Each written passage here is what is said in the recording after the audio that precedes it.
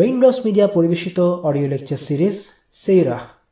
এই সিরিজে আলোচিত হবে পৃথিবীর বুকে শ্রেষ্ঠতম মানুষ রাসূলুল্লাহ মুহাম্মদ সাল্লাল্লাহু আলাইহি ওয়াসাল্লামের জীবন কথা। ইন্নাল হামদালিল্লাহি ওয়াসসালাতু ওয়াসসালামু আলা রাসূলিল্লাহি ওয়া আলা আলিহি ওয়াসহাবিহি ওয়াসাল্লাম তাসলিমান কাসীরান মাজিদান ইলা ইয়াউমিদ্দিন। আম্মা বা'দ। দেখতে দেখতে আল্লাহ রাসূল সাল্লাল্লাহু আলাইহি ওয়াসাল্লামের সিরাতের 5টি পর্ব পার হয়ে গেছে। আমরা আবারও আল্লাহর শুকরিয়া আদায় করছি, তিনি আমাদের এই পর্যন্ত নিয়ে এসেছেন। আজ 6ষ্ঠ পর্বে আমরা আলোচনা করব রাসূলুল্লাহ সাল্লাল্লাহু আলাইহি ওয়াসাল্লামের বৈবাহিক জীবন। প্রথমেই খাদিজা রাদিয়াল্লাহু আনহার সাথে বিয়ে। যুবক বয়সে নবীজি সাল্লাল্লাহু আলাইহি ওয়াসাল্লামের জীবনের উল্লেখযোগ্য ঘটনা হলো খাদিজা রাদিয়াল্লাহু আনহার সাথে বিয়ে। খাদিজা ছিলেন মক্কার বিখ্যাত এক নারী, সম্ভ্রান্ত বংশের মধ্যবয়স্ক ভদ্রমহিলা। এর আগেও তার বিয়ে হয়েছিল। তো কিভাবে পরিচয় হলো রাসূলুল্লাহ সাল্লাল্লাহু আলাইহি ওয়াসাল্লামের সাথে? আমরা হয়তো সবাই জানি, রাসূলুল্লাহ সাল্লাল্লাহু আলাইহি ওয়াসাল্লাম খাদিজার একটি কাফেলা নিয়ে ব্যবসার উদ্দেশ্যে শামে যান। সেই ব্যবসায়িক সফরে রাসূলুল্লাহ সাল্লাল্লাহু আলাইহি ওয়াসাল্লামের সততা ও যোগ্যতার কথা জানতে পেরে খাদিজা মুগ্ধ হন। কিন্তু এর আগেও আরেকটি ঘটনা আছে। ঘটনাটি ঘটেছিল তখন যখন রাসূলুল্লাহ সাল্লাল্লাহু আলাইহি ওয়াসাল্লাম ছিলেন মেষপালক। তিনি মানুষের পশু চড়াতেন এবং তার বিনিময়ে অর্থ পেতেন। একবার খাদিজার বড় বোন রাসূলুল্লাহ সাল্লাল্লাহু আলাইহি ওয়াসাল্লামকে নিয়োগ দিলেন তার উট মক্কার বাইরে কোনো ভূমি থেকে চড়িয়ে আনার জন্য। তার সাথে আরও একজনকে এই কাজে নিয়োগ দেয়া হলো। তারা দুজন মক্কার বাইরে থেকে উটগুলো চড়িয়ে আনলেন। এবার যখন তাদের প্রাপ্য অর্থ বুঝে নেবার পালা এলো, তখন রাসূলুল্লাহ সাল্লাল্লাহু আলাইহি ওয়াসাল্লাম তার সঙ্গীকে বললেন, তুমি একাই বরং ওনার কাছে যাও এবং আমার টাকাটা তুমি বুঝে নাও। রাসূলুল্লাহ সাল্লাল্লাহু আলাইহি ওয়াসাল্লামের সাথে সেই মেষপালক সঙ্গী খাদিজার বোনের কাছে গেলেন উট চড়ানোর বিনিময়ে প্রাপ্য টাকা বুঝে আনতে। খাদিজার বোন জিজ্ঞেস করলেন, মুহাম্মদ কোথায়? সেই সঙ্গী তখন উত্তর দিলেন, আসলে তিনি আপনার কাছে এসে টাকা নিতে লজ্জা পাচ্ছেন, তাই আমাকে পাঠিয়েছেন। একথা শুনে খাদিজার বোন বললেন, আমি এতটা লাজুক, সম্মানী, অভিজাত আর ভদ্র মানুষ আর কখনো দেখিনি। এই ঘটনাটি খাদিজার সামনেই ঘটেছিল, আর এর মাধ্যমে মুহাম্মদ সাল্লাল্লাহু আলাইহি ওয়াসাল্লাম সম্পর্কে খাদিজা প্রথমবারের মতো কিছু জানতে পারলেন। রাসূলুল্লাহ সাল্লাল্লাহু আলাইহি ওয়াসাল্লাম সম্পর্কে খাদিজার বড় বোনের প্রশংসা সম্ভবত খাদিজার মনে তার ব্যাপারে প্রথমবারের মতো একটি ইতিবাচক ধারণার জন্ম দিয়েছিল। দ্বিতীয় ঘটনাটি ঘটে শামে কাফেলা পাঠানোর উপলক্ষে। খাদিজার নিজস্ব ব্যবসা ছিল। তিনি তার পূর্বের স্বামীর রেখে যাওয়া অনেক সম্পদ লাভ করেছিলেন। এই সম্পদ ছিল তার দ্বিতীয় স্বামীর। তার দ্বিতীয় স্বামীর সংসারে কোনো সন্তান ছিল না, তাই স্বামীর রেখে যাওয়া সম্পদ তিনি লাভ করেন। যদিও তৎকালীন আরবে নারীরা সাধারণত স্বামীর সম্পদ উত্তরাধিকার সূত্রে লাভ করত না। আরবে সে সময় ট্রেডিং ব্যবসার প্রচলন ছিল। খাদিজা ব্যবসায় অর্থ বিনিয়োগ করতেন, জিনিসপত্র কিনে মক্কা, সিরিয়া আর ইয়েমেনে বিক্রি করতেন। ব্যবসার কাজ সামলাবার জন্য তিনি কাউকে নিয়োগ দিতেন, নিজে ঘরের বাইরে গিয়ে ব্যবসা করতেন না।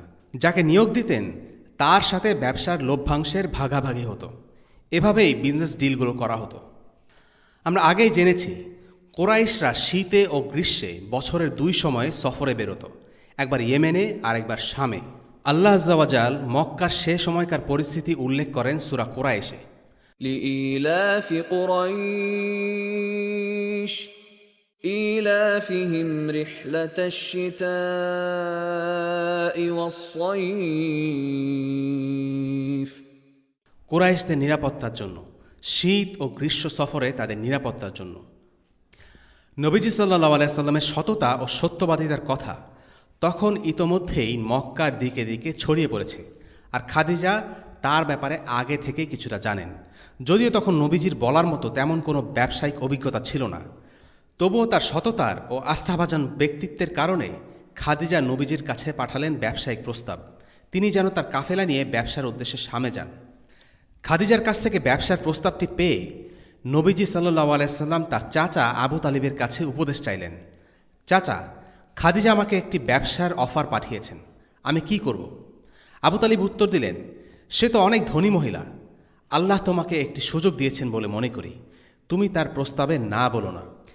এরপর রাসূলুল্লাহ সাল্লাল্লাহু আলাইহি ওয়াসাল্লাম খাদিজার সেই ব্যবসায়িক প্রস্তাবে রাজি হলেন।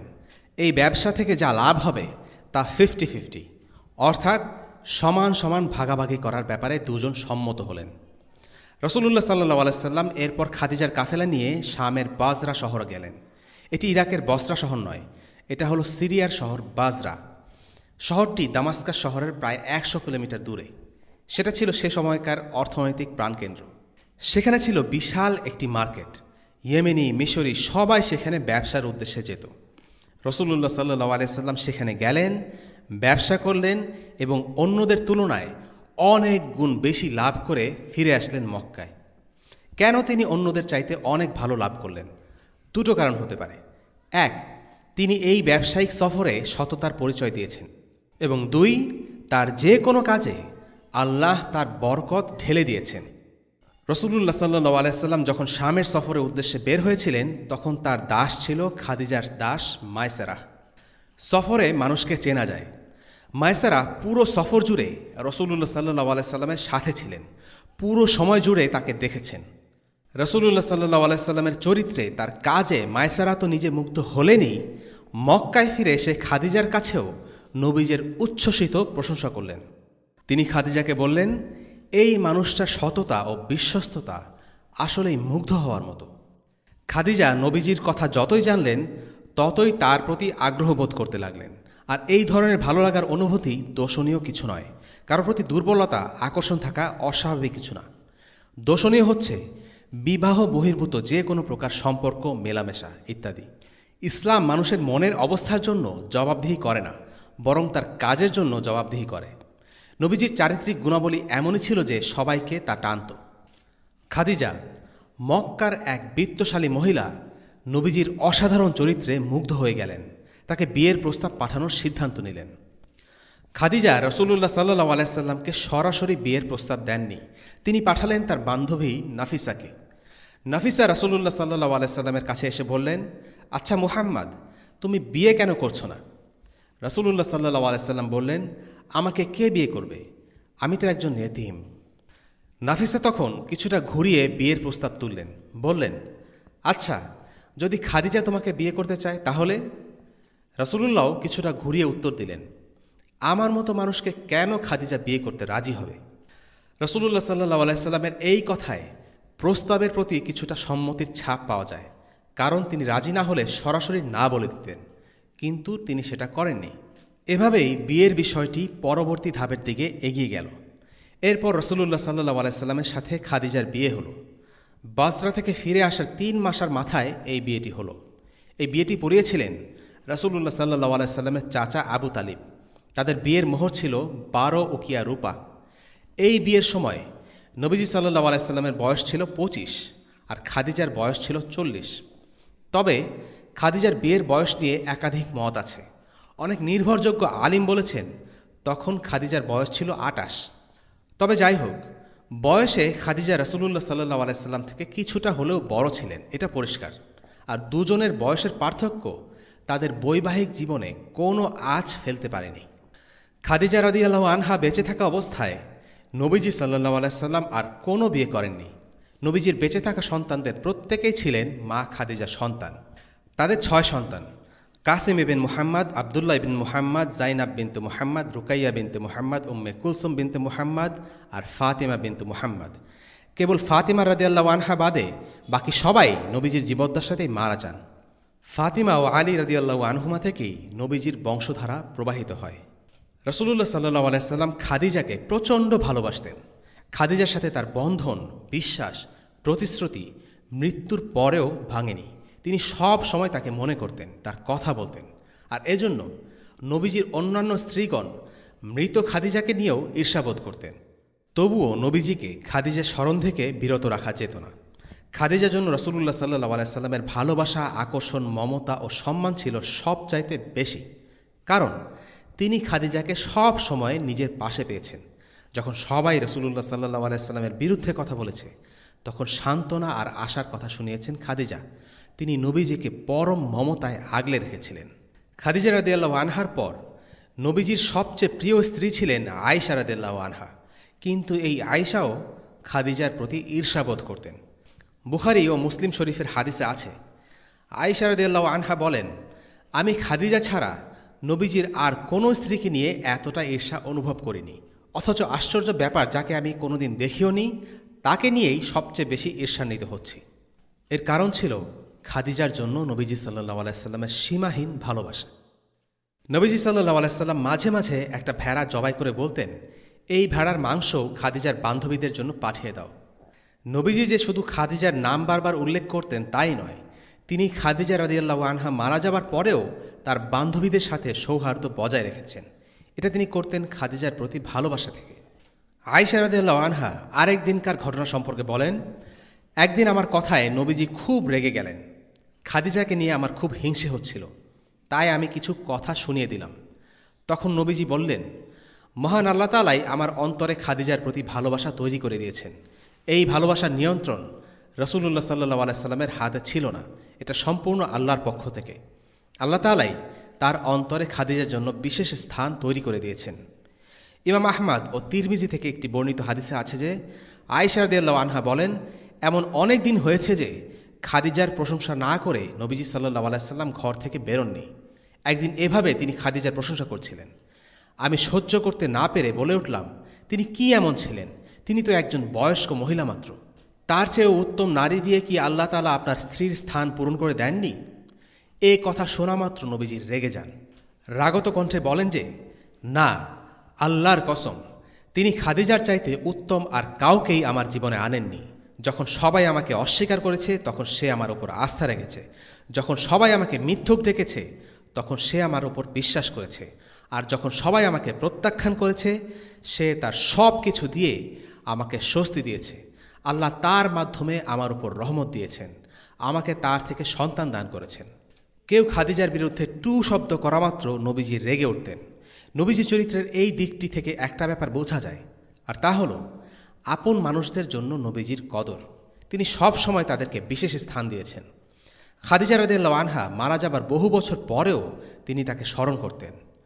হামজা বিন আব্দুল মুত্তালিব, মুসাব ইবনে উমাইর, খাদিজা, এদের সবাইকে তিনি স্মরণ করতেন। মৃত্যুর ঠিক আগে নবীজি সাল্লাল্লাহু আলাইহি ওয়াসাল্লাম একটি কাজ করেছিলেন। তিনি উহুদের শহীদ সাহাবাদের কবর জিয়ারত করতে যান। নবীজির ৭০ জন সঙ্গী সেই যুদ্ধে শহীদ হয়েছিলেন। তাই যখনই নবীজি বুঝতে পারেন যে তার হাতে আর বেশি দিন সময় নেই, তিনি সেখানে গিয়ে তাদের সবার জন্য দোয়া করলেন এবং দোয়ার মাঝে বললেন, শীঘ্রই আমাদের দেখা হবে। নবীজি সাল্লাল্লাহু আলাইহি ওয়াসাল্লাম তাদেরকে অসম্ভব ভালোবাসতেন, নিজের পাশে তাদেরকে অনুভব করতেন। তাই আল্লাহর কাছে দোয়া করেন যেন আল্লাহ তাআলা তাদেরকে জান্নাতে একসাথে মিলিত করে দেন। তিনি তাদের সঙ্গীকে কখনো ভুলে যাননি, তাদেরকে আজীবন স্মরণ রেখেছেন। তেমনি করেই মনে রেখেছেন নিজের স্ত্রী খাদিজার কথা, যে তার দুঃসময়ের সঙ্গী ছিলেন। তিনি নিয়মিত খাদিজার জন্য দোয়া চাইতেন, ঘুরে ফিরে তার কথাই বলতেন। খাদিজা আসলেই ছিলেন একজন বিশেষ ব্যক্তি। তিনি বেঁচে থাকতে একবার জিবরাইল আলাইহিসসালাম নবীজির কাছে এসে বললেন, এখন খাদিজা আপনার কাছে আসবেন, তিনি আপনার খাবার নিয়ে আসছেন। যখন তিনি আসবেন তাকে বলবেন, আল্লাহ সুবহানাহু ওয়া তাআলা তাকে সালাম দিয়েছেন। সেই সাথে বলবেন যে আমিও তাকে সালাম জানিয়েছি। সুবহানাল্লাহ। খাদিজা রাদিয়াল্লাহু আনহার মর্যাদা এতটাই অসামান্য ছিল যে স্বয়ং আল্লাহ তাআলা তাকে সালাম দেওয়ার জন্য জিবরিল আলাইহিসসালামকে পাঠিয়ে দিয়েছেন, আর জিবরিল আলাইহিসসালাম নিজের পক্ষ থেকেও তাকে সালাম জানিয়েছিলেন। এরপর জিবরিল আলাইহিসসালাম বললেন, খাদিজাকে জান্নাতের বাড়ির সুসংবাদ দিন। খাদিজা হলেন জান্নাতি রমণী। পৃথিবীর বুকে সবচাইতে মর্যাদা সম্পন্ন 4 জন নারীর একজন হলেন মা খাদিজা রাদিয়াল্লাহু আনহা। রাসূলুল্লাহ সাল্লাল্লাহু আলাইহি ওয়াসাল্লাম বলেন, দুনিয়ার মাঝে শ্রেষ্ঠ নারী 4 জন: মারিয়াম বিনতে ইমরান, খাদিজা বিনতে খুয়াইলিদ, ফাতেমা বিনতে মুহাম্মদ এবং আসিয়া বিনতে মুজাহিম। এই 4 জনের মাঝে সেরা হলেন মারিয়াম আলাইহিস সালাম। আল্লাহ আযজা ওয়া জাল সূরা আলে ইমরানে বলেন, وَإِذْ قَالَتِ الْمَلَائِكَةُ يَا مَرْيَمُ إِنَّ اللَّهَ اصْطَفَاكِ وَطَهَّرَكِ وَاصْطَفَاكِ عَلَى نِسَاءِ الْعَالَمِينَ। আর স্মরণ করো যখন ফেরেশতারা বলল, হে মারিয়াম, নিশ্চয়ই আল্লাহ তোমাকে মনোনীত করেছেন ও পবিত্র করেছেন, আর তোমাকে বিশ্ব নারী সমাজের ঊর্ধ্বে মনোনীত করেছেন। সূরা আলে ইমরান আয়াত 42।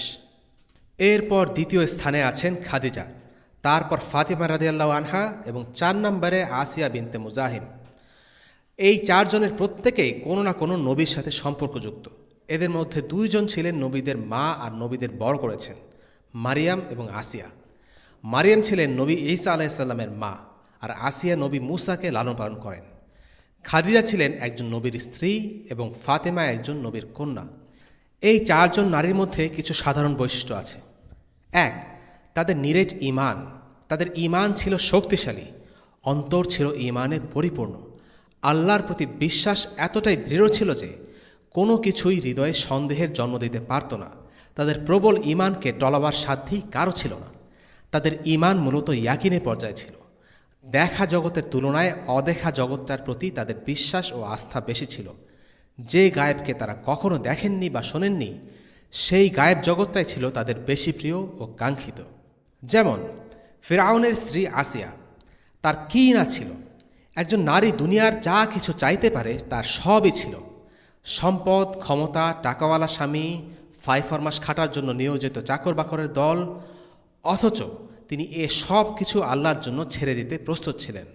আল্লাহ সুবহানাহু ওয়া তাআলা তাকে দুনিয়ার বুকে সবচেয়ে চমৎকার এক স্থানে রানীর হালে থাকার সুযোগ দিয়েছেন। আর আসিয়া বলছেন তিনি এসবের কিছুই চান না, তিনি চান কেবল জান্নাতের একটি ঘর। আল্লাহ মুমিনদের জন্য ফিরআউনের স্ত্রীর এক দৃষ্টান্ত বর্ণনা করেছেন। সে বলেছিল, হে আমার রব, আপনার কাছে জান্নাতে আমার জন্য একটি ঘর নির্মাণ করুন, আমাকে ফিরআউন ও তার দুষ্কর্ম থেকে উদ্ধার করুন এবং আমাকে জালিম সম্প্রদায় থেকে মুক্তি দিন। সূরা আত-তাহরিম আয়াত 11। আসিয়া রাদিয়াল্লাহু আনহা দুনিয়ার বিত্ত বৈভব চাননি, তিনি ফিরআউন ও তার দুষ্কর্ম থেকে মুক্তি চেয়েছেন। এটাই দেখিয়ে দেয় তার ঈমান কতটা প্রবল ও কতটা গভীর ছিল। অত্যন্ত নীতিহীন এবং কলুষিত সমাজের একজন বাসিন্দা হওয়া সত্ত্বেও তিনি এ সব থেকে নিজেকে পবিত্র রেখেছিলেন এবং তার হৃদয়কে আল্লাহর সাথে জুড়ে দিয়েছিলেন। বাকি তিনজন নারীর ক্ষেত্রেও তা বলা যায়। 2, তাদের সবার মধ্যে দ্বিতীয় যে বিষয়টি লক্ষ্য করা যায় তা হল তারা প্রত্যেকে ছিলেন ভালো স্ত্রী বা ভালো মা। নারীবাদীরা এই বিষয়টি ভালো চোখে নাও দেখতে পারে। এই 4 নারী কিন্তু তাদের ক্যারিয়ার, সংস্কার কার্যক্রম, আন্দোলন কিংবা জ্ঞানের কারণে শ্রেষ্ঠত্ব অর্জন করেননি। আসিয়া এবং মারিয়াম আলাইসাল্লাম এই 2 জনের ঘরে প্রতিপালিত হয়েছিল 2 শ্রেষ্ঠ নবী, মূসা আলাইসাল্লাম এবং ঈসা আলাইসাল্লাম।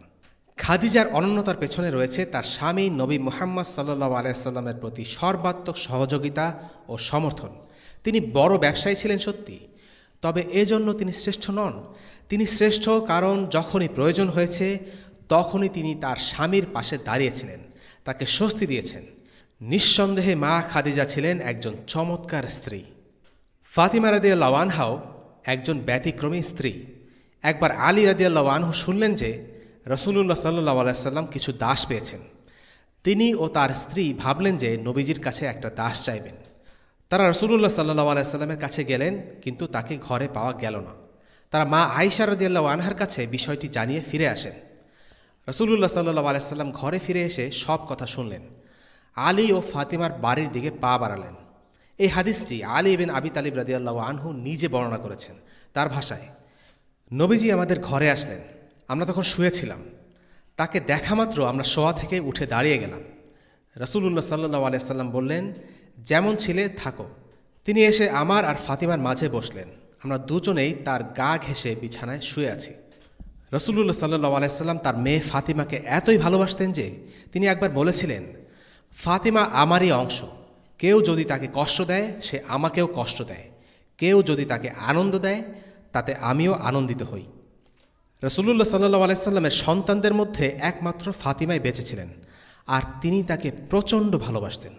তিনি তার মেয়ের জন্য সবচেয়ে ভালোটাই চাইতেন। তিনি চাইলেই পারতেন একজন ভৃত্য তাদের ঘরে নিযুক্ত করতে, কিন্তু তা তিনি করলেন না। তিনি বললেন, তোমাদের দেয়ার জন্য দাস থেকেও ভালো আমার কাছে কিছু আছে। তোমরা রাতে ঘুমাবার আগে সুবহানাল্লাহ 33 বার, আলহামদুলিল্লাহ 33 বার এবং আল্লাহু আকবার 33 বার করে পড়বে। এটা তোমাদের জন্য একটা ভৃত্য রাখা অপেক্ষা উত্তম। রাসূলুল্লাহ সাল্লাল্লাহু আলাইহি সাল্লাম জানতেন তার কন্যা হচ্ছে সেরাদেরও সেরা। তিনি জানতেন কাজ করতে করতে ফাতিমার হাতগুলো রুক্ষ হয়ে গিয়েছিল। তিনি জানতেন তার হাতের চামড়াগুলো খসখসে হয়ে গিয়েছিল। তারপরেও তিনি তাকে তসবিহ উপহার দিলেন, ভৃত্য নয়। আলী বিন আবি তালিবের থেকেই তার স্ত্রীর বর্ণনা পাওয়া যায়। তিনি বলছেন, ফাতিমা খুবই কঠোর পরিশ্রম করতেন। জাতাকলে কাজ করার কারণে ওর হাত রুক্ষ ও খসখসে হয়ে যায়। কুয়া থেকে পানি তুলতে তুলতে ওর ঘাড়ে দাগ পড়ে যেত। ঘর পরিষ্কার করতে করতে ওর পোশাক ময়লা হয়ে পড়ত। এই ছিল পৃথিবীর সেরা মানুষটির কন্যার অবস্থা, আর এই কারণে তিনি ছিলেন 4 সেরা নারীর একজন। জ্ঞান বা মেধার বিবেচনায় আয়েশা রাদিয়াল্লাহু আনহা ছিলেন খাদিজা রাদিয়াল্লাহু আনহা এবং ফাতিমা থেকে অনেক এগিয়ে। তথাপি তিনি ফাতিমা বা খাদিজার সমান সম্মাননা অর্জন করেননি।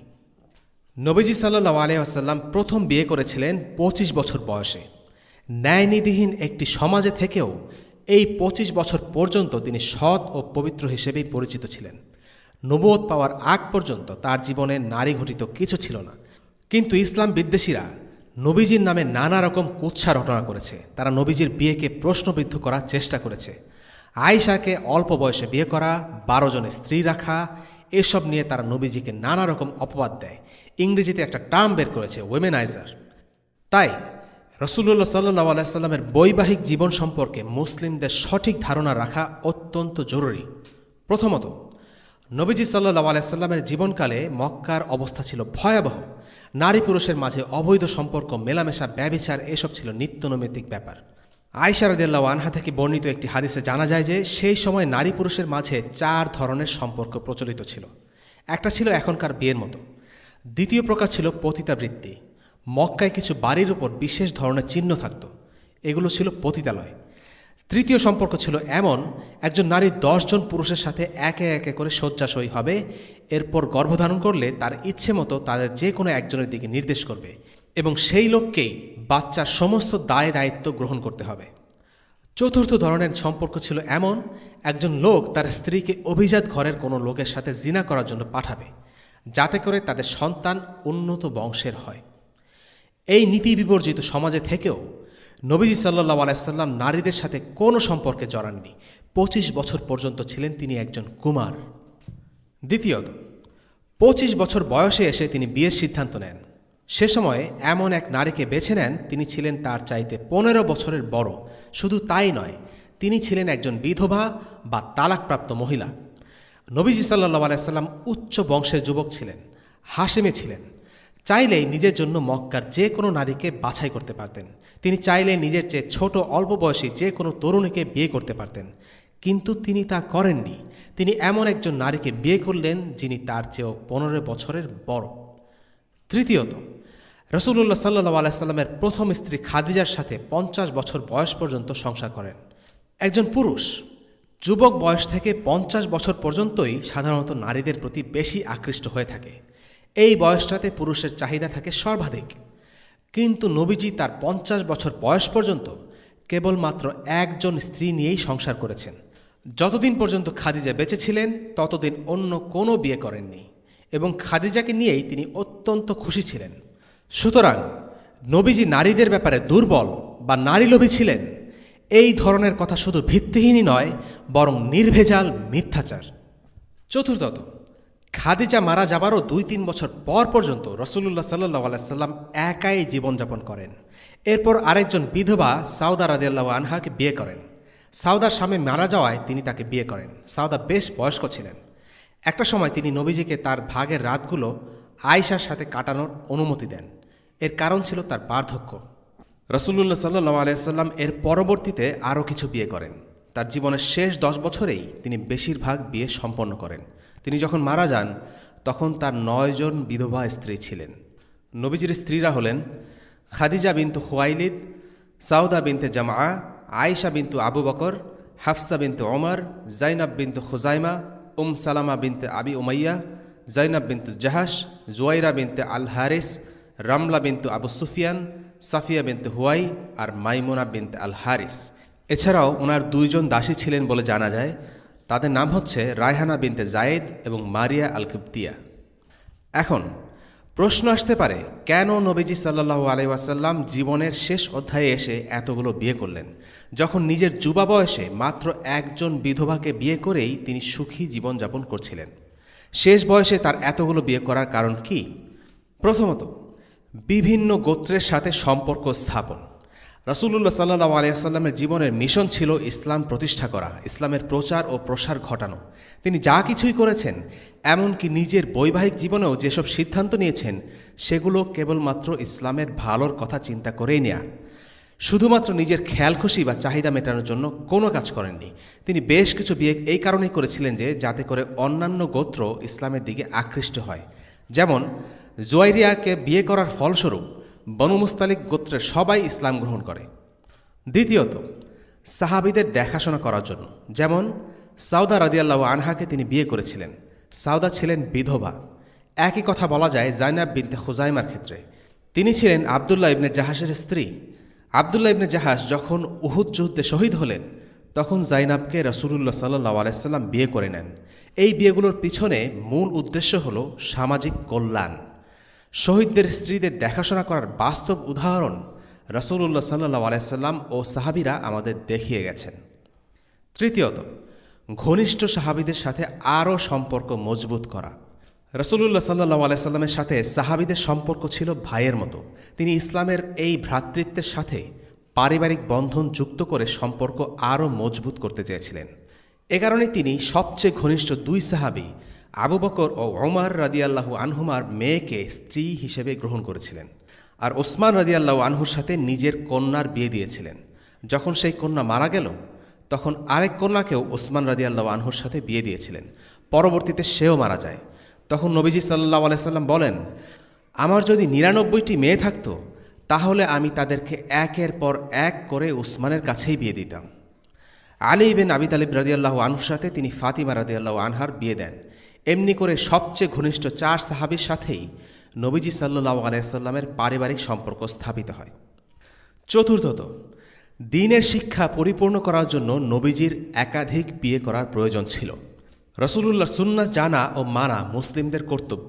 দেশ পরিচালনা, শিক্ষকতা, ইমামতি, সেনাবাহিনীর নেতৃত্ব, পারিবারিক সম্পর্ক, স্বামীর দায়িত্ব, প্রত্যেকটি বিষয়ে নবীজির সুন্নাহ অনুসরণ করতে হবে। তিনি আমির হিসেবে কেমন ছিলেন, যুদ্ধক্ষেত্রে কেমন ছিলেন, কিংবা শিক্ষক বা ইমাম হিসেবে কেমন ছিলেন, এগুলো বলার জন্য শত শত সাহাবী ছিলেন। কিন্তু নবীজি সাল্লাল্লাহু আলাইহি সাল্লামের ব্যক্তিগত ও পারিবারিক জীবন সম্পর্কে জানাতে পারবে এমন সাহাবীর সংখ্যা নগণ্য। রাসূলুল্লাহ সাল্লাল্লাহু আলাইহি সাল্লামের সন্তানদের মাঝেও একজন বাদে সবাই মারা যান। রাসূলুল্লাহ সাল্লাল্লাহু আলাইহি সাল্লামের পারিবারিক জীবন সম্পর্কে বিস্তারিত জানা যায় তার স্ত্রীদের বর্ণনা থেকে। পঞ্চমত, উম্মে হাবিবা ছিলেন রাসূলুল্লাহ সাল্লাল্লাহু আলাইহি সাল্লামের আরেকজন স্ত্রী। তিনি ইসলামের প্রাথমিক যুগে আবিসিনিয়াতে হিজরত করেন, কিন্তু তার স্বামী ইসলাম থেকে খ্রিস্ট ধর্মে ধর্মান্তরিত হয়। ফলে তাকে অনেক দুর্দশা আর কষ্টের মধ্য দিয়ে অতিক্রম করতে হয়। তিনি ছিলেন আবু সুফিয়ানের কন্যা। পরবর্তীতে তার স্বামী মারা গেলে রাসূলুল্লাহ সাল্লাল্লাহু আলাইহি সাল্লাম আমর বিন উমাইয়া আদ-দামারির মাধ্যমে নাজ্জাশীর কাছে একটি চিঠি লিখে পাঠান। এই পত্রে লেখা ছিল যে নাজ্জাশী যেন নবীজির সাথে উম্মে হাবিবার বিয়ের ব্যবস্থা করেন। উম্মে হাবিবাকে রাসূলুল্লাহ সাল্লাল্লাহু আলাইহি সাল্লাম বিয়ে করেছিলেন তার প্রতি সহানুভূতি থেকে। এ কারণে তিনি হাজারো মাইল দূরে থাকা সত্ত্বেও নবীজি তাকে স্ত্রী হিসেবে গ্রহণ করেন, তার সকল দায়ভার নিজের কাঁধে তুলে নেন। আরেকটা কারণ ছিল এই বিয়ের মাধ্যমে ইসলামের সবচেয়ে একগুঁয়ে শত্রু আবু সুফিয়ানকে ইসলামের কাছাকাছি নিয়ে আসা, ইসলামের প্রতি তাদের অবস্থানকে নমনীয় করে তোলা। অদ্ভুত বিষয় হল, ইসলামের ঘোরতর শত্রু হওয়া সত্ত্বেও আবু সুফিয়ান নবীজির সাথে নিজের মেয়ের বিয়ের কথা শুনে খুশি হয়ে যায়। সে বলে ওঠে, মুহাম্মাদের চেয়ে উত্তম আর কে আছে? এর কারণ ছিল রাসূলুল্লাহ সাল্লাল্লাহু আলাইহি সাল্লামের বংশমর্যাদা। বনু হাশিম গোত্রের একজন সদস্যের সাথে তার মেয়ের বিয়ে হয়েছে জেনে সে আনন্দিত হয়ে উঠেছিল। রাসূলুল্লাহ সাল্লাল্লাহু আলাইহি সাল্লামের সাথে তার বিরোধ ছিল আদর্শিক বিরোধ, দিন নিয়ে দ্বন্দ্ব। কিন্তু মুহাম্মদ সাল্লাল্লাহু আলাইহি সাল্লাম ছিলেন তাদের চাইতে অনেক উচ্চ মর্যাদা সম্পন্ন বংশের অধিকারী। তাই তিনি তার মতো কম মর্যাদা সম্পন্ন ব্যক্তির মেয়েকে বিয়ে করায় তার অন্তর নরম হয়ে পড়ে। আরেকটি বিয়ে ছিল উম্মে সালামার সাথে। তিনিও আবিসিনিয়াতে হিজরত করেছিলেন। এরপর তিনি মদিনায় হিজরত করেন। তার স্বামী আবু সালামা মারা যাবার পর নবীজি সাল্লাল্লাহু আলাইহি সাল্লাম উম্মে সালামাকে বিয়ে করেন। এভাবে নবীজি সাল্লাল্লাহু আলাইহি সাল্লাম মৃত সাহাবাদের স্ত্রীদেরকে বিয়ে করার মাধ্যমে তাদের দেখাশোনার ভার গ্রহণ করতেন। এই সব সাহাবিয়ত ছিলেন বয়স্কা, বৃদ্ধা নারী। এরপরও রাসূলুল্লাহ সাল্লাল্লাহু আলাইহি সাল্লাম তাদেরকে বিয়ে করেছিলেন। মুহাম্মদ সাল্লাল্লাহু আলাইহি ওয়াসাল্লাম হলেন মুসলিম উম্মার পিতা, মুসলিম উম্মার তত্ত্বাবধায়ক। সাহাবিদের সাথে রক্তের সম্পর্ক না থাকুক, তিনি ছিলেন তাদের সবচেয়ে আপনজন। সাহাবিদের ক্ষুধায়, তৃষ্ণায়, কষ্টে, প্রয়োজনে, দুঃসময়ে সব সময় পাশে থেকেছেন রাসূলুল্লাহ সাল্লাল্লাহু আলাইহি ওয়াসাল্লাম। এখন আরেকটা সম্পূরক প্রশ্ন হচ্ছে, নবীজি সাল্লাল্লাহু আলাইহি সাল্লামের একাধিক স্ত্রী থাকার পেছনে হিকমাটা কি? নবীজি যদি কেবল একজন স্ত্রী থাকতেন তাহলে অনেক সমস্যা হতো। একাধিক স্ত্রী থাকার কারণে অনেকগুলো সুবিধা হয়েছে। প্রথমত, একজনের পক্ষে সমস্ত খুঁটিনাটি ব্যাপার মনে রাখা বেশ দুরূহ ব্যাপার। আর যদি কয়েকজন স্ত্রী থাকে, তখন একজন ভুলে গেলেও অন্য কেউ সেটা স্মরণ করে রাখতে পারবেন। এছাড়াও যদি শুধুমাত্র একজন বর্ণনা করে, তাহলে তার কথাকে সহজেই বাতিল করে দেয়া যায়, কেননা মাত্র একজন কথাগুলো বলছে, যার অন্য কোনো সাক্ষ্য প্রমাণ নেই। একটা মাত্র উৎস হলে তার বক্তব্য দুর্বল বলে প্রমাণ করে দিতে পারলেই সবগুলো হাদিসকে বাতিল করে দেয়া যেত। সেক্ষেত্রে তার পারিবারিক জীবন সম্পর্কে জানা প্রায় অসম্ভব হয়ে পড়ত। কাফেররা সবসময় চায় ইসলামের উপর আঘাত হানতে। তারা আবু হুরায়রাকে ভুল প্রমাণ করার জন্য কতভাবে যে আক্রমণ করেছে তার কোনো ইয়ত্তা নেই। এর কারণ হলো, আবু হুরায়রাকে বাতিল প্রমাণ করতে পারলে তার থেকে বর্ণিত প্রায় ৫,০০০ হাদিসকে প্রশ্নবিদ্ধ করে দেয়া সম্ভব। নবীজির একাধিক স্ত্রী থাকায় তাদের থেকে বর্ণিত হাদিসগুলোর সত্যতা আরও বেশি জোরালো হয়েছে। দ্বিতীয়ত, রাসূলুল্লাহ সাল্লাল্লাহু আলাইহি সাল্লামের পারিবারিক জীবন অত্যন্ত গুরুত্বপূর্ণ কিছু সুন্নাহ সম্পর্কে অবহিত করে, আর এই সুন্নাহগুলো সবার জন্য প্রযোজ্য। সবাই শিক্ষক, ইমাম কিংবা আমির না হলেও প্রত্যেকেই একটি পরিবারের সদস্য। তাই পরিবারের রাসূল সাল্লাল্লাহু আলাইহি সাল্লাম কীরূপ আচরণ করেছেন সেটা জানার গুরুত্ব অপরিসীম, আর সেটা একমাত্র স্ত্রীদের পক্ষেই জানানো সম্ভব। এই বিশাল পরিমাণ জ্ঞানের উৎস তার স্ত্রীদের থেকে পাওয়া গেছে। তাদের বক্তব্য থেকে তার ব্যক্তিগত জীবনের প্রতিটি খুঁটিনাটি ব্যাপারে জানা সম্ভব হয়েছে। তিনি কিভাবে খেতেন, কিভাবে ঘুমোতেন, বসতেন, কিভাবে স্ত্রীদের সাথে রাত কাটাতেন, কিভাবে তাদের সাথে আচরণ করতেন, দাসদের সাথে তার কেমন ব্যবহার ছিল, এইসব বিষয়ে বহু হাদিস উম্মুল মুমিনিনদের মাধ্যমে জানা যায়। আল্লাহ সুবহানাহু ওয়া তাআলা নবী মুহাম্মদ সাল্লাল্লাহু আলাইহি সাল্লামকে প্রেরণ করেছেন কোরআনের জীবন্ত প্রমাণ হিসেবে, ইসলামের শিক্ষার বাস্তব প্রয়োগ হিসেবে। তাই তার সুন্নাহ সকলের কাছে পৌঁছানো অত্যন্ত জরুরি, আর এই কারণেই সাধারণ নিয়ম থেকে তাকে অব্যাহতি দেয়া হয়। 4 বা কম সংখ্যক স্ত্রীর বদলে অধিক স্ত্রী দান করা হয়। এ সবই আল্লাহ সুবহানাহু ওয়া তাআলার পরিকল্পনার অংশ। এভাবেই আল্লাহ তাআলা তার দ্বীনকে হেফাজত করেছেন এবং নবীজির সব সুন্নাহ পরবর্তী সকল প্রজন্মের কাছে পৌঁছে দিয়েছেন। আজকের পর্বের একটি গুরুত্বপূর্ণ টপিক হচ্ছে নবীজি সাল্লাল্লাহু আলাইহি সাল্লামের যে বিয়ে নিয়ে ইসলাম বিদ্বেষীরা সবচেয়ে বেশি সমালোচনা করে, এবং দুঃখের বিষয় হচ্ছে মুসলিমরাও সঠিক জ্ঞান না থাকার কারণে এই ঘটনাগুলোকে নিয়ে তারা অস্বস্তিতে ভোগে। নবীজির যে দুটি বিয়ে সবচেয়ে বেশি সমালোচিত হয় সে দুটি হলো আয়েশা রাদিয়াল্লাহু আনহা এবং যায়েনব বিনতে জাহাশ রাদিয়াল্লাহু আনহার সাথে বিয়ে। এই দুটো বিয়ের দিকেই লোকেরা সবচেয়ে বেশি আঙ্গুল তোলে, কারণ আয়েশার সাথে যখন নবীজির বিয়ে হয় তখন আয়েশার বয়স মাত্র 6 বছর। এই বিয়ে منها وطرا زوجناكها لكي لا يكون على المؤمنين حرج في أزواج أدعيائهم إذا قضوا منهن وطرا وكان أمر الله مفعولا।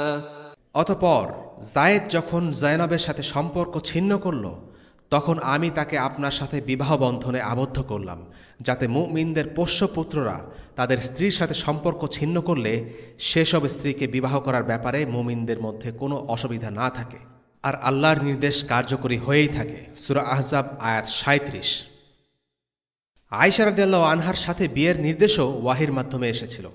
নবীজি সাল্লাল্লাহু আলাইহি সাল্লাম স্বপ্নে এই নির্দেশনা পান। সহিহ বুখারীতে এই স্বপ্নের কথা বর্ণিত আছে। রাসূলুল্লাহ সাল্লাল্লাহু আলাইহি সাল্লাম আয়েশাকে বলেছেন, জিবরিল আমার কাছে এলেন, আমি দেখতে পেলাম তুমি একটি সিল্কের কাপড়ে জড়ানো। যখন আমি কাপড়টি সরিয়ে তোমাকে দেখলাম, জিবরিল বললেন, এই হলো তোমার স্ত্রী দুনিয়ায় এবং আখিরাতে।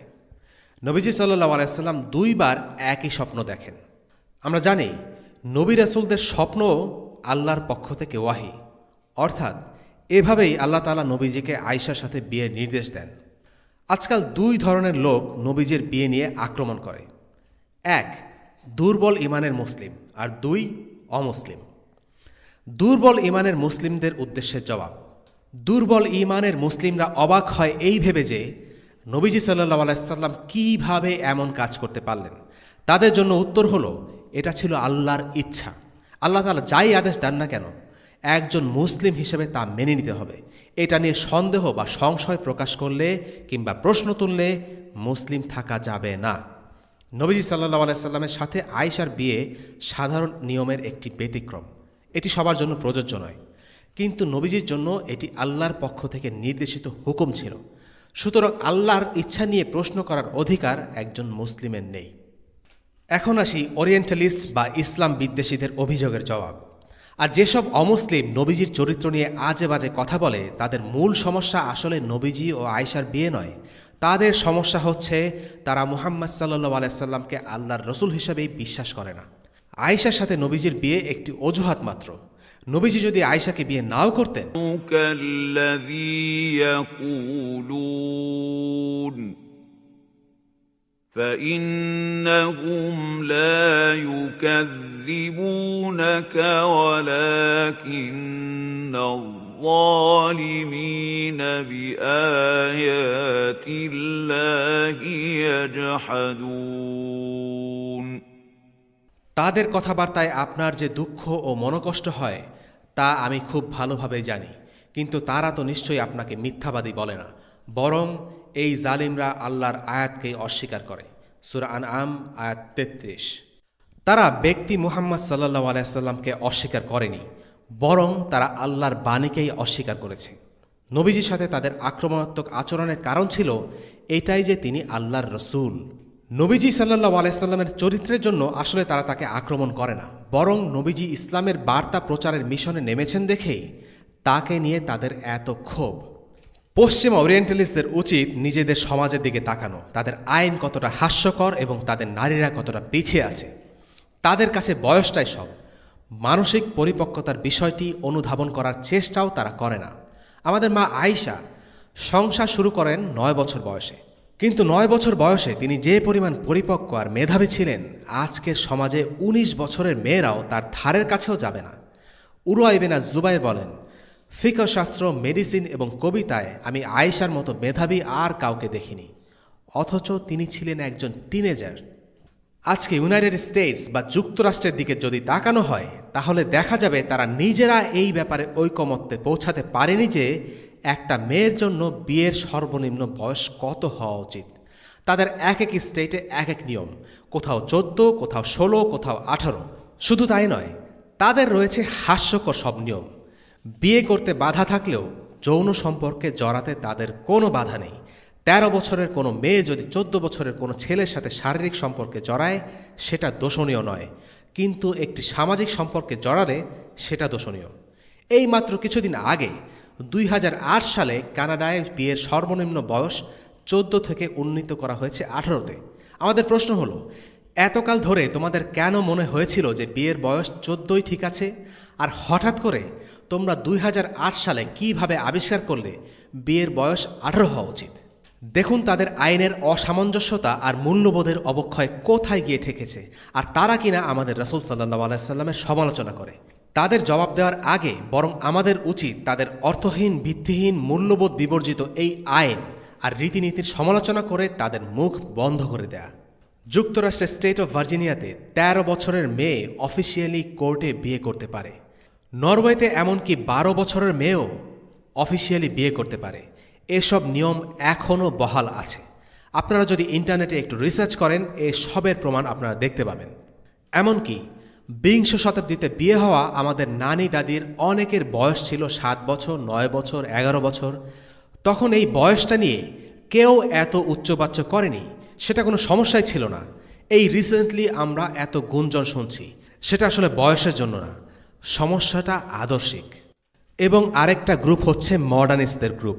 বর্তমান সময়ে মুসলিমদের মধ্যে নতুন একটি ধারা তৈরি হয়েছে, যারা প্রমাণ করার চেষ্টা করে আয়েশা রাদিয়াল্লাহু আনহা 9 বছর বয়সে নয়, বরং 18 কিংবা 19 বছরের দিকে সংসার করা শুরু করেন। এই ধারণাটি বেশ নতুন। গত 1400 বছরের ইতিহাসে সহিহ বুখারীতে আয়েশার বিয়ের যে বয়স বর্ণিত হয়েছে, সেটা অস্বীকার করার চেষ্টা করা হয়নি। এই মডার্নিস্টরা তাদের দাবি প্রমাণ করার জন্য বিভিন্ন একাডেমিক দলিল দেখানোর চেষ্টাও করে। মূলত তাদের দাবি হচ্ছে, সহিহ বুখারীতে যে হাদিসে বলা হয়েছে যে বিয়ের সময় আয়েশার বয়স ছিল 6 এবং সংসার শুরু করেন তিনি 9 বছর বয়সে, সেই হাদিসটা দাইফ বা দুর্বল। তারা বলে এই হাদিসের সনদ বা বর্ণনা সূত্রে এমন একজন রাবি বা বর্ণনাকারী আছেন যার বর্ণনা গ্রহণযোগ্য নয়, কারণ তিনি ছিলেন সিনাইল, অর্থাৎ বার্ধক্যের কারণে তার স্মৃতিশক্তি লোপ পেয়েছিল, যে কারণে আমরা তার থেকে হাদিস নিতে পারি না। এই রাবি হলেন হিশাম ইবেন উরওয়াহ। তিনি হাদিসটি পেয়েছেন তার বাবা উরওয়া ইবেন আজ-জুবাইর থেকে। আর উরওয়া হচ্ছেন মা আয়েশার বোন আসমা বিনতে আবু বকরের ছেলে, অর্থাৎ আয়েশার ভাতিজা।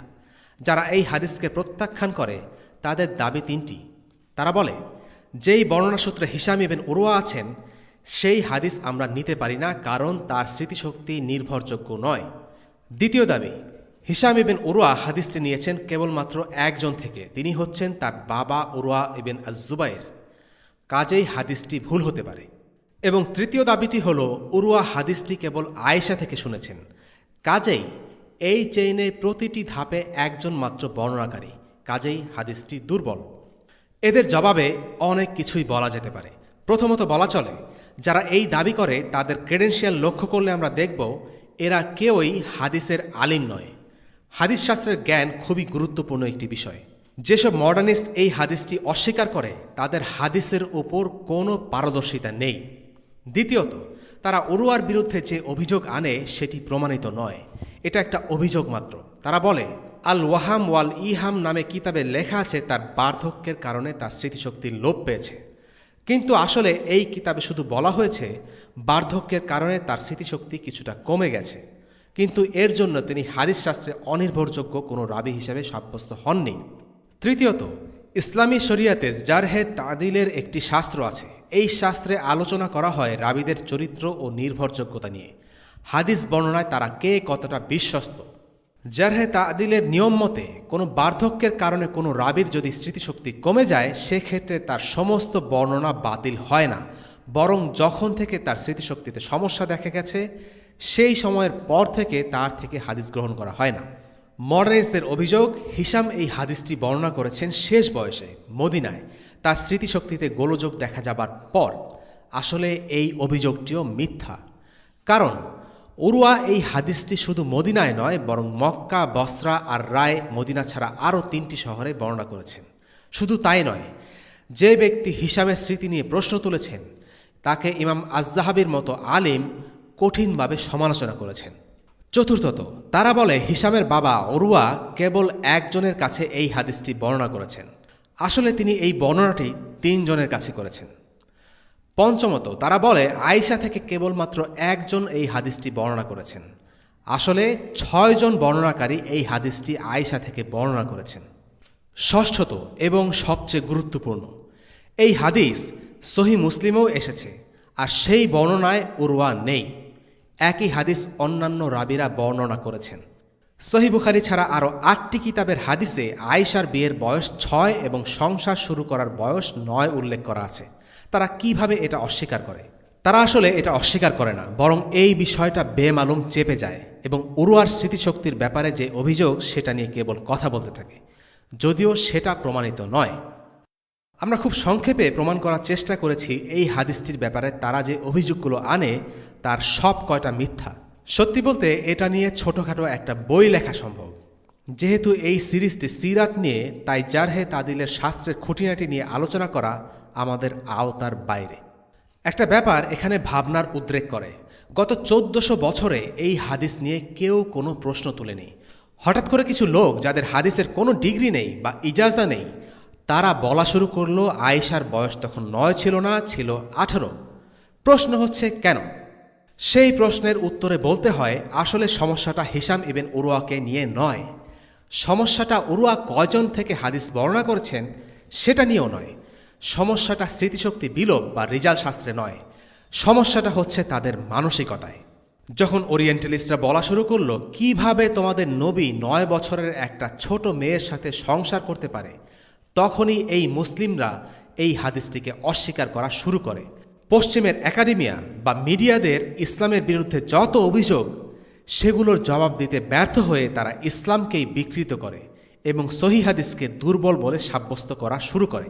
আমরা এমন একটা সময়ে বাস করছি যখন স্বামী আর স্ত্রীর মাঝের বয়সের ব্যবধানকে খুব খারাপ চোখে দেখা হয়। ইসলামে এটা কোনো সমস্যা না।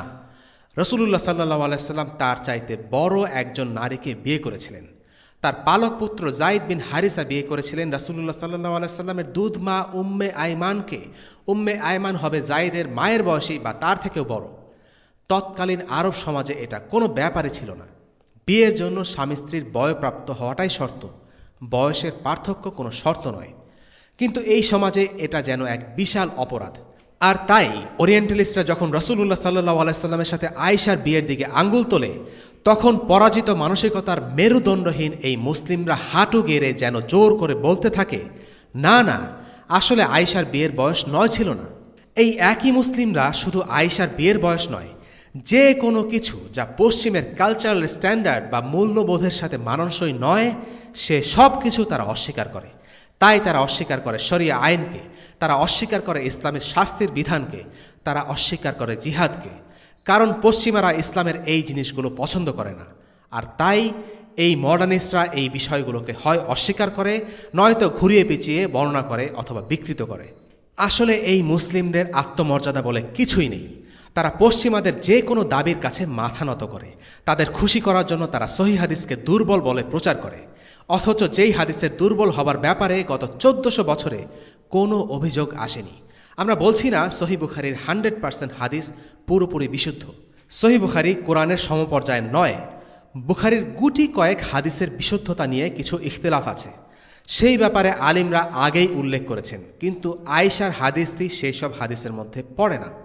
এই মুসলিমদের আসল দুর্বলতা হলো তারা পশ্চিমা আদর্শ ও মূল্যবোধের শ্রেষ্ঠত্বে বিশ্বাস করে এবং তাদের সব কিছুকে স্ট্যান্ডার্ড হিসেবে গ্রহণ করেছে, কিন্তু একই সাথে তারা নিজেদের মুসলিম হিসেবে দাবি করে। আর তাই রাসূলুল্লাহ সাল্লাল্লাহু আলাইহি সাল্লামের সম্মানকে পশ্চিমাদের সামনে ডিফেন্ড করতে চায়। নিশ্চয়ই রাসূলুল্লাহর সম্মানকে রক্ষা করা অনেক বড় একটি কাজ, কিন্তু সেই কাজ করতে গিয়ে আমরা মিথ্যা বলতে পারি না, হাদিস অস্বীকার করতে পারি না। নবীজির হাদিসকে অস্বীকার করা নবীজির প্রতি সবচেয়ে বড় অসম্মান। কিন্তু এই মুসলিমরা পশ্চিমের সাথে ইসলামকে মানানসই করতে গিয়ে তাই করে, একটি প্রতিষ্ঠিত সত্যকে অস্বীকার করে। যেই ওরিয়েন্টালিস্টরা জীবন ভর ইসলামকে অবিশ্বাস করেছে, রাসূলুল্লাহ সাল্লাল্লাহু আলাইহি সাল্লামকে ঘৃণা করেছে, সেই ওরিয়েন্টালিস্টদের খুশি করতে গিয়ে একজন মুসলিম কি করে একটা হাদিসকে প্রত্যাখ্যান করতে পারে? আমাদের উচিত সাহসী হওয়া। আমাদের মুসলিমদের মনে রাখতে হবে, ইসলাম হচ্ছে আল্লাহর পক্ষ থেকে নির্ধারিত শ্রেষ্ঠ জীবন বিধান। কারো সমালোচনায় ইসলামের গায়ে এতটুকু কালিমা লাগে না। আমাদের উচিত রাসূলুল্লাহ সাল্লাল্লাহু আলাইহি সাল্লামের প্রতিটা সুন্নাহ নিয়ে, প্রতিটি কাজ নিয়ে বুক ফুলিয়ে গর্ববোধ করা। নবীজি সাল্লাল্লাহু আলাইহি সাল্লামের সাথে আয়েশার বিয়ে অনেক গুরুত্বপূর্ণ একটি ঘটনা। সত্যি বলতে নবীজির সাথে আয়েশার বিয়ে হওয়ার মধ্য দিয়ে আল্লাহ তাআলা মুসলিমদের উপর অনেক বড় নিয়ামত দান করেছেন। যারা আয়েশার অল্প বয়সের বিয়ে নিয়ে সংশয় পোষণ করে, তারা মূলত বুঝতেই পারে না এই বিয়ে না হলে মুসলিম উম্মার উপর কী দুর্যোগ আপতিত হতো। আয়েশা রাদিয়াল্লাহু আনহা ছিলেন একজন আলিমা, প্রচণ্ড মেধাশক্তির অধিকারী, অত্যন্ত বুদ্ধিমতী ও অনুসন্ধানী প্রকৃতির। আয়েশা নিজের কথা বলতে গিয়ে বলেছেন, নবীজির সব সাহাবা তার কথা শোনামাত্র পালন করত, আর আমি তাকে সেসব নিয়ে প্রশ্ন করতাম। আয়েশার বয়স যেহেতু কম ছিল, তার সাথে রাসূলুল্লাহ সাল্লাল্লাহু আলাইহি সাল্লামের সাথে সম্পর্কটা ছিল বন্ধুসুলভ, তাই তিনি নবীজিকে প্রশ্ন করতে পারতেন। কিন্তু অন্য সাহাবীরা নবীজির প্রতি শ্রদ্ধা ও সম্মান থেকে এভাবে প্রশ্ন করতে পারতেন না। এমন একজন ব্যক্তির প্রয়োজন অবশ্যই ছিল যে নবীজি সাল্লাল্লাহু আলাইহি সাল্লামের কাছে তার বক্তব্যগুলো নিয়ে জানতে চাইতে পারে। তাই আয়েশার স্ত্রী হওয়াটা জরুরি ছিল। নবীজির এক বিখ্যাত সাহাবী আমর ইবনুল আস বলেন, আমি নবীজির সাথে বছরের পর বছর একসাথে থেকেছি, কিন্তু তোমরা যদি আমাকে জিজ্ঞেস করো রাসূলুল্লাহ সাল্লাল্লাহু আলাইহি সাল্লাম দেখতে কেমন ছিলেন, আমি তা বলতে পারবো না। কারণ তার প্রতি প্রচণ্ড ভালোবাসা আর সম্মান ও শ্রদ্ধার কারণে আমি কখনো তার চোখের দিকে সরাসরি তাকাইনি। যেখানে নবীজির সাহাবীরা তার দিকে তাকানোর পর্যন্ত সাহস পেতেন না, সেখানে আয়েশা রাদিয়াল্লাহু আনহা নবীজিকে প্রশ্ন করেছেন। শুধু তাই নয়, অনেক সময় নবীজির সাথে বিতর্কেও লিপ্ত হয়েছেন। ফলে আয়েশা রাদিয়াল্লাহু আনহা অনেক বেশি শিখতে পেরেছিলেন। তিনি ইসলামের বড় মাপের একজন আলিম, সবচেয়ে বেশি হাদিস বর্ণনাকারীর মধ্যে চতুর্থ। ইসলামের যে কোনো ফিকহ গ্রন্থে আয়েশার উল্লেখ পাওয়া যাবে। সুতরাং নবীজি সাল্লাল্লাহু আলাইহি সাল্লামের আয়েশাকে বিয়ে করা সত্যিকার অর্থেই মুসলিম উম্মার জন্য অনেক বড় নিয়ামত। আয়েশা ছাড়া রাসূলুল্লাহ সাল্লাল্লাহু আলাইহি সাল্লাম কোনো কুমারী নারীকে বিয়ে করেননি, আর আয়েশাই ছিলেন নবীজি সাল্লাল্লাহু আলাইহি সাল্লামের একমাত্র কম বয়সী স্ত্রী। তিনি ছাড়া নবীজির বাকি সব স্ত্রী হয় বিধবা ছিলেন কিংবা তালাকপ্রাপ্তা, বয়সেও সবাই পূর্ণবয়স্ক ছিলেন। আয়েশার সাথে নবীজি সাল্লাল্লাহু আলাইহি সাল্লামের বিয়ে ছিল একটি ব্যতিক্রমী বিয়ে। নবীজি সাল্লাল্লাহু আলাইহি সাল্লামের যে আরও দুটি বিয়ে নিয়ে ইসলাম বিদ্বেষীরা অভিযোগ তোলে সেগুলো হচ্ছে জাইনাব বিনতে জাহাশ এবং সাফিয়া বিনতে হুয়াই ইবন আখতাব। এই দুটো বিয়ের আলোচনায় অভিযোগগুলোর খণ্ডন করা হবে ইনশাআল্লাহ। নবীজির সর্বশেষ সন্তান হলেন ইব্রাহিম ইবন মুহাম্মদ। তিনি ছিলেন রাসূলুল্লাহ সাল্লাল্লাহু আলাইহি সাল্লামের দাসী মারিয়ামের গর্ভে জন্ম নেয়া সন্তান। জন্মের পর মাত্র 18 মাস বেঁচে ছিলেন ইব্রাহিম। সেটা ছিল তাবুক যুদ্ধের পরের ঘটনা। ইব্রাহিমের মৃত্যুদিনে সূর্যগ্রহণ হয়। তা দেখে মুসলিমরা বলতে থাকে, নিশ্চয়ই এটা একটা মিরাকল। কিন্তু রাসূলুল্লাহ সাল্লাল্লাহু আলাইহি সাল্লাম তখন বলেন, সূর্য আর চাঁদ এ দুটো হলো আল্লাহর দুই নিদর্শন, কারণ মৃত্যু বা জন্মের সাথে সূর্যগ্রহণ বা চন্দ্রগ্রহণের কোনো সম্পর্ক নেই। এই হাদিস সম্পর্কে একজন আলিম মন্তব্য করেন, রাসূলুল্লাহ সাল্লাল্লাহু আলাইহি সাল্লামের এই কথা প্রমাণ করে যে তিনি মিথ্যা নবী নন। আর যদি তিনি মিথ্যা নবী হতেন তাহলে এটা ছিল তার জন্য সুবর্ণ সুযোগ। তিনি বলতে পারতেন, দেখো আমার ছেলের মৃত্যুদিনে আজ সূর্যগ্রহণ হয়েছে। একজন মিথ্যা নবী নিজের উম্মতের কাছে বাহবা পাওয়ার এই সুযোগ কোনো মতেই ছাড়ত না। কিন্তু আল্লাহর রাসূল সত্য বলেছেন, সূর্য বা চন্দ্রগ্রহণের সাথে কারো জন্ম বা মৃত্যুর কোনো সম্পর্ক নেই। আমাদের মনে স্বাভাবিকভাবে একটা প্রশ্ন আসে, কেন আল্লাহ রাসূলের কোনো পুত্র সন্তান বেঁচে ছিলেন না? এর উত্তরে বলতে হয়, এটা ছিল আল্লাহর একটা বড় হিকমা।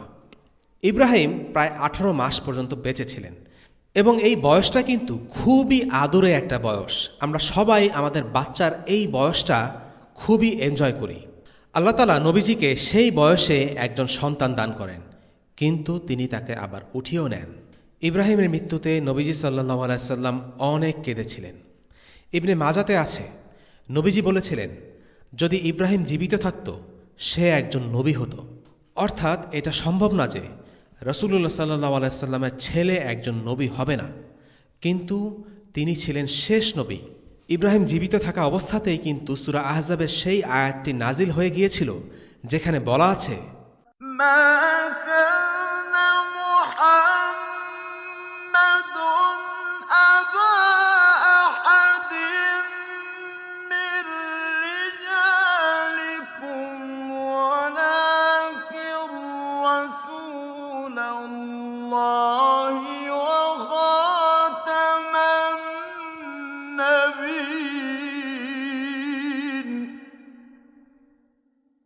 وكان الله بكل شيء عليما। মুহাম্মদ তোমাদের কোনো ব্যক্তির পিতা নন, বরং তিনি আল্লাহর রাসূল এবং শেষ নবী। আল্লাহ সব বিষয়ে জ্ঞাত। সূরা আহজাব আয়াত 40। এই আয়াত থেকে বোঝা যায় রাসূলুল্লাহ সাল্লাল্লাহু আলাইহি সাল্লামের কোনো পুত্র সন্তান জীবিত থাকবে না এবং নবীজি সাল্লাল্লাহু আলাইহি সাল্লামও জানতেন ইব্রাহিম হয়তো বেঁচে থাকবেন না।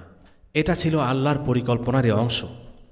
আমরা দেখতে পাই উম্মতের কিছু বিভ্রান্ত লোক রাসূলুল্লাহ সাল্লাল্লাহু আলাইহি সাল্লামের নাতিদেরকে নিয়ে কি পরিমাণ বাড়াবাড়িতে লিপ্ত হয়েছে। আর যদি নবীজির পুত্রের মাধ্যমে কোনো বংশ পরম্পরা থাকত, এই উম্মতের লোকরা না জানে কি করত, তাদের হয়তো নবী বানাতো অথবা বিধাতার আসনে বসিয়ে দিত।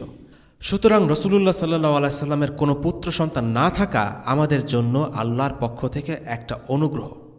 সবশেষে আমরা জানব আল্লাহ রাসূল সাল্লাল্লাহু আলাইহি সাল্লামের পালক পুত্র সম্পর্কে। তিনি হচ্ছেন যায়েদ ইবন হারিসা। যায়েদ ইবন হারিসা ছিলেন এক ইয়েমেনি গোত্রের সন্তান। তাকদীরের লিখনে এক অন্যায় যুদ্ধের বলি হয়ে মায়ের কোল থেকে আলাদা হয়ে দাস হিসেবে বিক্রি হয়ে গেলেন। সেই যায়েদকে দাস হিসেবে উকাজ মেলা থেকে কিনে নিলেন খাদিজা। খাদিজার সেবক হিসেবে যায়েদ মক্কা থাকা শুরু করলেন। খাদিজার বিয়ের পর যায়েদকে তিনি উপহার হিসেবে তুলে দিলেন রাসূলুল্লাহর হাতে। এটা নবুয়তের অনেক আগের কথা। যায়েদ রাসূলুল্লাহর কাছে বড় হতে লাগলেন। বহু বছর পরের কথা, যায়েদের বাবা জানতে পারলেন যায়েদ মক্কায়। তড়িঘড়ি করে ভাইকে সাথে নিয়ে তিনি মক্কায় এলেন। রাসূলুল্লাহ সাল্লাল্লাহু আলাইহি ওয়াসাল্লামকে খুঁজে বের করলেন, তাকে অনুরোধ করলেন যেন তিনি যায়েদকে তাদের হাতে তুলে দেন, বিনিময়ে যা পারেন সবই দেবেন। নবীজি সাল্লাল্লাহু আলাইহি ওয়াসাল্লাম যায়েদকে ফিরিয়ে দিতে খুব একটা আগ্রহী ছিলেন না, কারণ ততদিনে যায়েদের সাথে তার চমৎকার সম্পর্ক তৈরি হয়েছে। অন্যদিকে আরেকজনের সন্তানকে জোর করে রেখে দেওয়ার এখতিয়ার তারও নেই। রাসূলুল্লাহ সাল্লাল্লাহু আলাইহি ওয়াসাল্লাম কোনো বিনিময় চাইলেন না, পুরো বিষয়টা যায়েদের ইচ্ছার উপর ছেড়ে দিলেন। একথা শুনে যায়েদের বাবা ও চাচা খুবই খুশি হলেন। রাসূলুল্লাহ সাল্লাল্লাহু আলাইহি ওয়াসাল্লাম যায়েদকে ডেকে জিজ্ঞেস করলেন যায়েদ কার কাছে থাকতে চায়। যায়েদ আসলেন, তার বাবা চাচাকে দেখে চিনতে পারলেন। কিন্তু তাদের দুজনকে অবাক করে দিয়ে যায়েদ রাসূলুল্লাহকে বললেন, আমি আমার বাবা চাচার চাইতে আপনার সাথে থাকা বেশি পছন্দ করি। যায়েদের বাবা প্রচণ্ড মনক্ষুণ্ণ হলেন। একজন সন্তান কি করে তার বাবার কাছে ফিরে না যেতে পারে? যায়েদের বাবা বললেন, যায়েদ, তুমি কি পাগল হয়েছ? নিজের বাবার কাছে, নিজের গোত্রের কাছে ফিরে না গিয়ে তুমি এখানে দাস হিসেবে থেকে যাবে? একজন মানুষ তার বাবার ওপরে অন্য কাউকে প্রাধান্য দেবে, এটা হতে পারে না। কিন্তু মুহাম্মদ সাল্লাল্লাহু আলাইহি ওয়াসাল্লাম ছিলেন আল্লাহ রসুল, আর রসুল সাল্লাল্লাহু আলাইহি সাল্লামের সাথে তার উম্মার সম্পর্ক পিতৃত্বের সম্পর্কের ওপরে প্রাধান্য পায়। যদিও তখন মুহাম্মদ সাল্লাল্লাহু আলাইহি সাল্লাম আল্লাহ রসুল হননি, কিন্তু যে ভালোবাসা দিয়ে তিনি যায়েদকে বড় করেছেন তা একজন নবীর পক্ষেই সম্ভব। যাই হোক, যায়েদের বাবার প্রচণ্ড মন খারাপ হলো।